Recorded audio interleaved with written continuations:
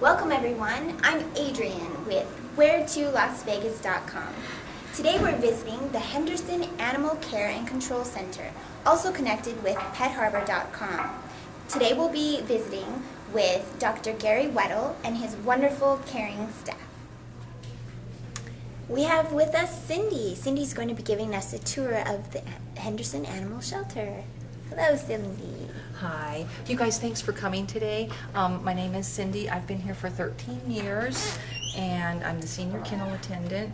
And the best part of my job is I get to take care of all the animals that come in, so I get the best part because I get to interact with all of the things that we have here. These are our kittens that we have for adoption. We spay and neuter all of our kittens before we put them up for adoption. So when people come in and fall in love with them, they can take them with them that day. We'll just move on into the cattery then. I have some more kittens here. There's a real young one down there. Oh yes, do not touch. That's the #1 rule when we get into our cattery as well.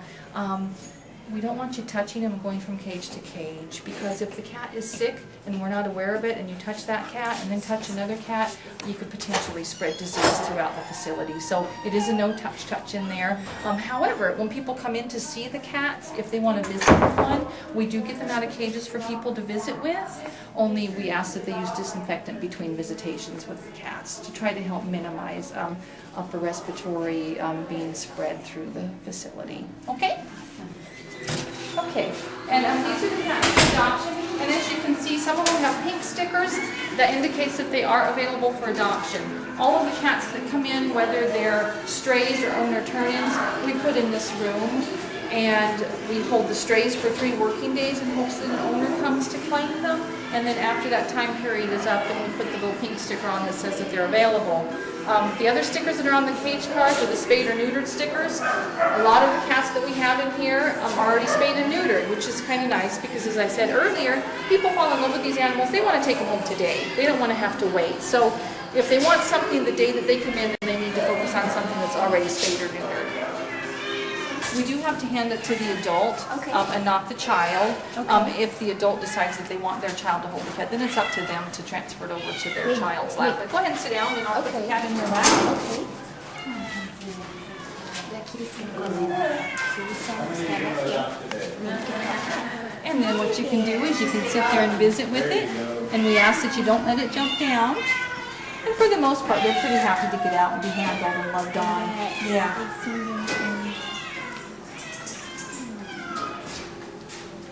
And this particular kitty is a little female. She's about 2 years old. She's not spayed yet, so if you wanted her, we'd have to spay her first before we send her home. But you could do the adoption paperwork today, and then she would have surgery tomorrow, and then you pick her up on Saturday. Cindy, are there any special requirements for adopting a dog? We don't discriminate against who adopts our pets. We do, however, on our large breed dogs, if you live in the city of Henderson, we do a yard check, and what we do is we send an animal control officer past the place of residence to make sure there's at least a 6-foot fence around the perimeter of the backyard with a workable gate. Our intent is to get these dogs rehomed into forever homes and not put it in a backyard with a 2- or 4-foot fence only to have the large dog jump right over and end up back down here again. So it's just a little precautionary thing for us with the yard check, but most people are going to understand that, and they're going to say absolutely, and it holds the dog for that person as well. So we don't necessarily hold animals for people, but if they have a yard check on a dog, then that effectively holds that dog for them until the yard check has been done, and then they can come back and do the adoption paperwork. Okay, this is our 3 exercise kennels that we have in our back. It's not accessible to the public, but our volunteers will take our adoptable dogs and bring them out here in these 3 separate kennels and exercise them off leash. It's huge for the dog's mental stimulation to get out of their kennels and to be able to interact with people without being on a leash all the time. And we also have wading pools that we'll put water in, and there are many of the dogs we'll take back there that really enjoy playing in the wading pool, just like a little kid. It's exciting to see it happen, and It's wonderful for the dogs to be able to get them some mental stimulation, because some of them are here for a long time before they get adopted. So it's a huge program we have going with our volunteers, and it's very successful, helping the dogs stay mentally alert. What if I wanted to become a volunteer? What would be involved? Okay, if you wanted to be a volunteer, you fill out the volunteer application. You can actually access that online through our Human Resources website, and you submit the application and it's sent through the police department. We are part of the police department, so you do have to go through a background check. Once the background check is approved, I get a copy of the volunteer application, and I contact the potential volunteers and let them know what it is we're looking for at the time. And if they're interested in what we need, they come in for an interview, and then we go from there.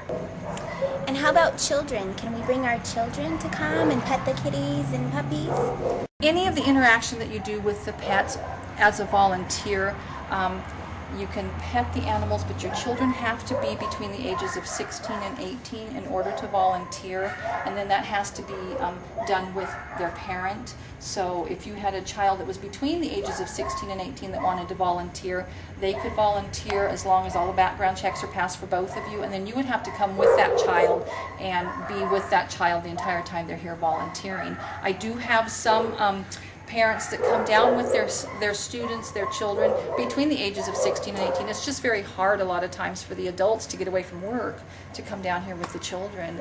So if you know adults that have kids between 16 and 18 that want to volunteer, let them know about it. If they have the time to do it as well, we'd be more than happy to look at their application and go from there.